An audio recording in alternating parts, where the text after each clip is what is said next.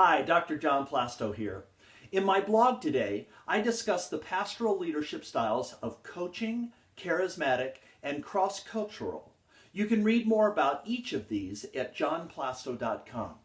Let me share a little story that demonstrates the third one, cross-cultural, because it is so important that we don't put up barriers to people coming to Jesus just because we haven't shown our cultural humility.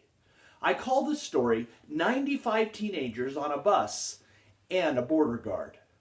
A long time ago, I was a teenager, and I was on a concert tour in Europe, and at the time, Americans were often viewed as a little cocky, self-assured, and culturally less than humble.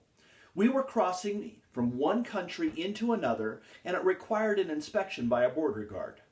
We were told to be quiet, respectful, and above all, humble. We were there to be ambassadors and entertainers, not justification for people not liking Americans. We stopped at the border and the guards went up and down the aisles of the buses, asking questions about our credentials, why we were there, and what was in those large containers at the back of the bus. It was an uncomfortable few minutes, but fortunately we all did as we had been asked, and even the drummers kept their good manners on display. We were waved through and we proceeded to delight the crowds in 23 concerts and a parade in 21 days. It was a trip I will never forget. The point is this: we earned the right to delight.